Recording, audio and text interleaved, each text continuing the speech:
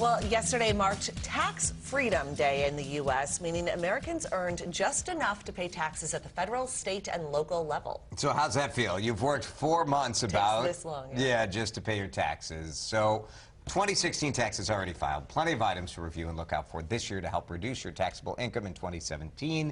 Elijah Kovar from Great Waters Financial joins us with a 3-step guide to help you reduce your taxes now and in the future. Elijah, no one wants to get that giant bill.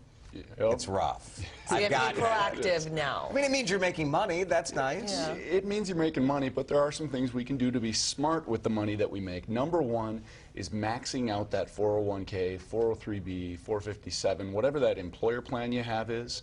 You can put up to $18,000 per year in there. A lot of people think that if I max out my 6% match from my employer, I'm doing what I need to do. Well, every dollar that you put in, you get to write off on your taxes. So $18,000 a year.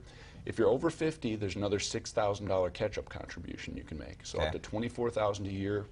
$5,500 on traditional IRA, $6,500 if you're over 50.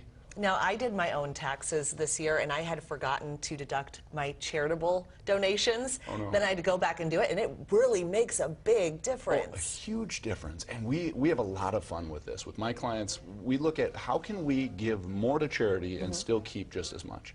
And if you're strategic about this, you really can. Interesting. So, number one, you can, if you itemize like you're talking about, you can deduct it on your taxes as long as you're giving to a qualified 501c3 charity.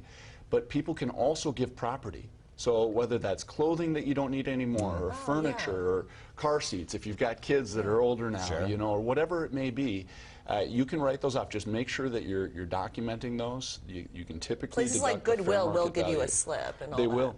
But you still have to do the work, right? Yeah. You need to find the value of these things. And there are good websites you can do that. Yep, there are good websites. Create an organized list, write down the value of every single item. My wife and I don't do garage sales anymore. All the time that you put in, the hassle that you put into a garage sale, for us the tax benefit is more than what we'd make at the garage sale anyway. Right. And we get to make a difference. Right. People are also using what are called donor advised funds. These are a powerful, oh my gosh, powerful tool, and they're free. You set up the account. You can gift highly appreciated stock or mutual funds into your donor advised fund. Get the write-off for that and avoid the capital gain, and then you just do your charitable giving from the fund. That's smart. The last tip is consider hiring a tax pro. Plenty of people can do their taxes themselves, but... You can do them yourselves, but there's a difference just filing your taxes and looking forward strategically. And more important than just having a good CPA, making sure you have a team that's working together on your behalf. Making sure your financial planner who understands your finances is communicating with your CPA. They're looking for opportunities, saying, what can we do this year to avoid larger taxes down the road? Yeah, it's smart. You got a tax plan all year round, not just in April. Yes. That's right. Elijah Kovar, thank you so much for coming in. We appreciate it. Great being here.